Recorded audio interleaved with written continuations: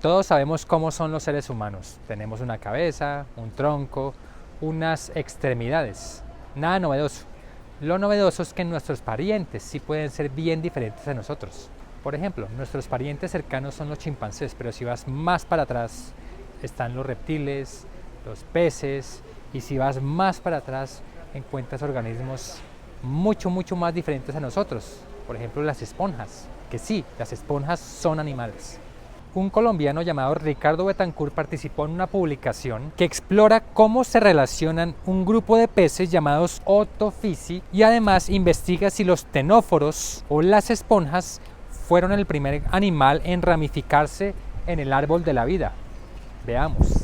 Hola Ricardo, ¿cómo estás? Hola Carlos, gracias por la invitación. No, ¿dónde estás ahorita en ese momento? Mira, yo soy profesor investigador en la Universidad de Puerto Rico, aunque a causa del huracán estoy temporalmente en Washington. ¿Cómo les fue con este huracán? Ojalá se están recuperando, ¿no? Como que estuvo grave la cosa, ¿no? Pues la cosa estaba bastante grave en Puerto Rico. Pasó el huracán, fue el huracán más devastador en 100 años. Quedó bastante destruida. Bueno, ojalá se recuperen pronto allá en Puerto Rico. Sí, muchas gracias. Esperemos que sí. Bueno, entonces ya entremos en materia. Tú eres ictiólogo, ¿no? O sea, ictiólogos son las personas que estudian peces, ¿correcto? ¿Hay algún pez que hayas trabajado más que los demás? Mi grupo de especialidad son los bagres marinos, ¿sí? El grupo con el que he trabajado más, que tengo más, digamos, más experiencia. Son conocidos popularmente como chivos o barbudos en el Caribe colombiano o como ñatos en el Pacífico.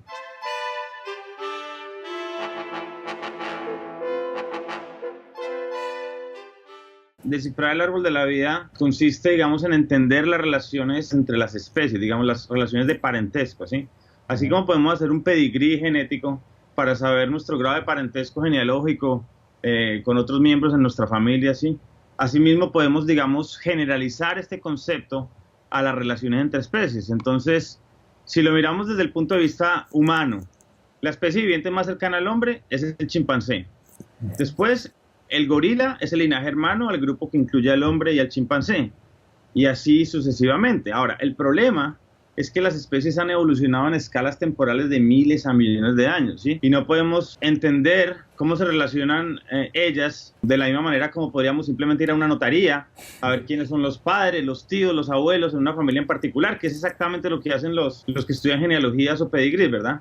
Ajá. Entonces, como no podemos estudiar el árbol de la vida directamente, lo único que nos queda es reconstruirlo a partir de datos obtenidos de las especies. Así que las filogenias, digamos, nos ayudan a entender el pasado evolutivo de los organismos de manera indirecta. Y esto es, digamos, análogo a lo que hacen los astrónomos que descifran el origen del universo observando el rastro de la luz en las estrellas que ya murieron, ¿verdad? O sea que personas como tú son como notarios biológicos que pueden... Sí, uno escucha en las noticias todo el tiempo esta palabra genoma. Genoma por acá, genoma por allá, pero no es muy claro qué es genoma para mucha gente. Entonces, ¿qué es eso de genoma? ¿Y qué significa secuenciar el genoma? ¿Y esto cómo ayudaría a resolver el árbol de la vida? Claro, entonces el genoma es toda la información genética de un organismo, ¿sí? Simplemente toda la información junta, ¿sí? No solamente un gen, sino todo en conjunto. Entonces, lo que pasa es que se viene hablando más de genómica recientemente porque las tecnologías para estudiar los genomas han mejorado, digamos, a pasos agigantados en los últimos años. Hace 10 o 20 años, todos los estudios se basaban en 1, 2, 5, 10 genes máximos, ¿sí? Para poder, digamos, elucidar la historia evolutiva de un grupo, pero ahora gracias a esos avances tecnológicos podemos usar cientos a miles de genes con este propósito y no es tan costoso ya, ¿verdad? Y esto, digamos, es positivo por dos razones. Por un lado, porque tenemos más información, ¿verdad? Entonces, no es lo mismo predecir el resultado de una elección, por ejemplo, usando una encuesta de 10 personas, que comparando a una con 1000 personas, ¿verdad? Sí. Sin duda alguna, la de 1000 personas va a ser más precisa. Entonces, al contar con más información, podemos lograr más precisión. Por otro lado, es posible que las historias, que los distintos genes que estamos mirando, nos cuenten historias genealógicas diferentes. Así que al tener mayor información de más genes, podemos de alguna manera reconciliar ese conflicto. Bueno, entonces ya pasando a tu estudio, según entiendo, ustedes idearon una nueva forma para analizar genomas y resolver las relaciones entre el grupo más diverso de peces de agua dulce. Y ustedes llaman esta técnica con un nombre todo policíaco, es que interrogación explícita de genealogía de genes. Entonces, en términos sencillos, ¿en qué consiste esta técnica y qué hicieron y cómo se dieron cuenta que funcionaba? Queríamos resolver las relaciones evolutivas entre las principales ramas de este grupo de peces dulceacuícolas que se llama Otophysi. Otophysi son un grupo grande que incluye a los bagres, a las anguilas eléctricas, a las pirañas, a las carpas y cuenta con más de 10.000 especies. Es decir, que los Otophysi son, digamos, en términos de diversidad comparables con las aves, ¿verdad? Las aves también tienen como unas 10.000 especies. El problema aquí es que el árbol propuesto hace más de décadas fue propuesto con base en rasgos anatómicos. Estudios recientes que han usado ADN con unos pocos genes, digamos que no han logrado resolver ese árbol anatómico propuesto para Otophysi. No solamente eso, el problema es que no solamente los estudios genéticos no resuelven el árbol morfológico, sino que hay bastante contradicción en los distintos estudios genéticos. Entonces digamos que nuestra expectativa inicial al comenzar a trabajar con estos conjuntos de datos genómicos con más de 1.000 genes, que fue lo que usamos, era que íbamos a obtener una respuesta sólida y certera de cómo se relacionan estos grupos o estas principales ramas en Otophysi. Ahora, cuando empleamos los métodos tradicionales que examinan toda la evidencia genética en conjunto, para nuestra sorpresa obtuvimos aún más conflicto entre diversos análisis de lo que había sido reportado en estudios anteriores. Es que estudios anteriores resuelven unos 5 árboles distintos, ¿verdad? Pero nuestros análisis nos estaban resolviendo 10 posibles árboles. Así que esto fue inicialmente bastante frustrante. ¿Qué fue lo que hicimos? Decidimos mirar el problema desde un ángulo un poquito diferente.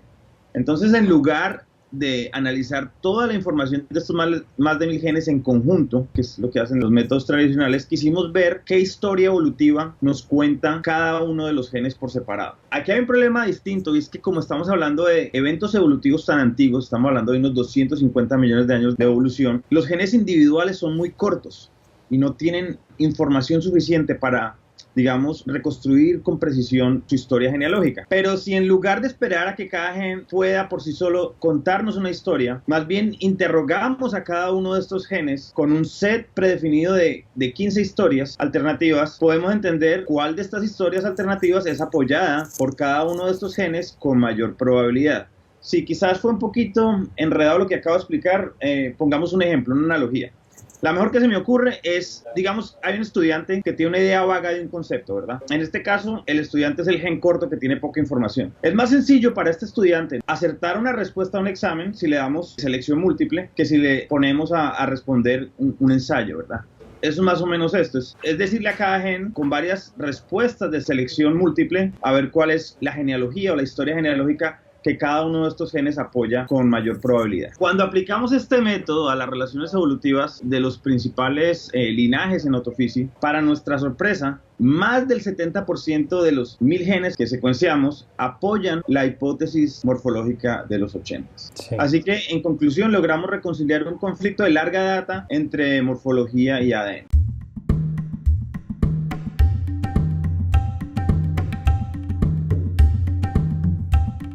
Claro, claro. Es que el caso, digamos, más controversial que existe hoy en día en el árbol de la vida, sí, de toda la vida en todos los organismos, es quién es el pariente animal más lejano al hombre. Cuando yo estudiaba biología marina en la Tadeo, siempre nos enseñaron que las esponjas son la primera rama del árbol animal, pero en el 2008 sale un primer estudio liderado por científicos en Harvard que usan genómica y, digamos, desbancan esa idea de que las esponjas son el primer linaje animal, poniendo a los ctenóforos en ese puesto. Los ctenóforos son un grupo de invertebrados marinos bastante parecidos a las medusas, pero para nada relacionados filogenéticamente hablando. Ahora, el muestreo de ese estudio en ese momento, en el 2008, hace casi 10 años, digamos que era más bien pobre en términos de grupos examinados, porque era bastante costoso en el 2008 obtener datos de magnitud genómica. Ya no lo es tanto, ¿no? Entonces, a partir de ese momento salieron varios otros estudios que digamos, apoyaban una u otra hipótesis. O ponían a las esponjas en la primera rama o ponían a los ctenóforos en la primera rama. Ahora, cuando nosotros aplicamos nuestro método de interrogación a esta pregunta,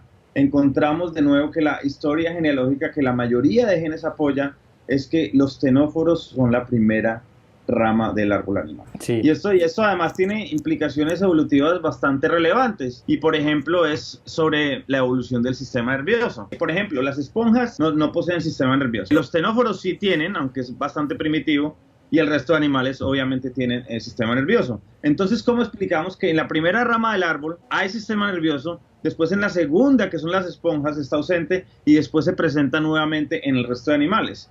Eso, digamos, se podría entender a la luz de dos posibilidades.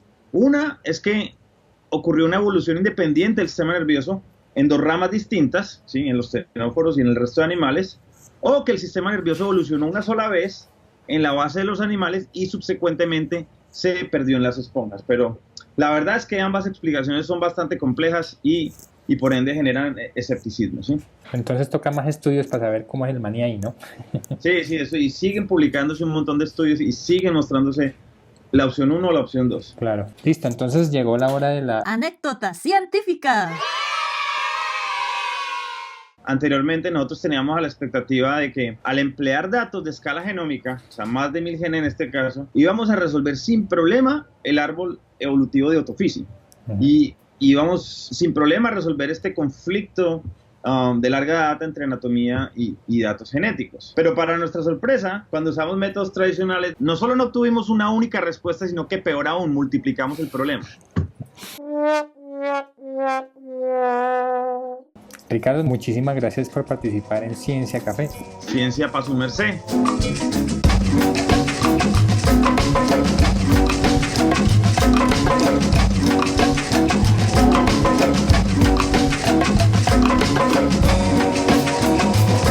Aunque este país, a la verdad, el su merced como que no me sale muy bien, pero bueno. Entonces diga ciencia para vos o... Ciencia para vos. Hágale, hermano. Su merced se quiere enterar de nuestros próximos videos y de las series de charlas Ciencia Café que empezarán desde febrero, revisa nuestra página web. Pero más fácil, si quieres ser notificado cuando haya un video nuevo, pues suscríbete a nuestro canal. Y en Facebook, Twitter e Instagram, búscanos por Ciencia Su Merced.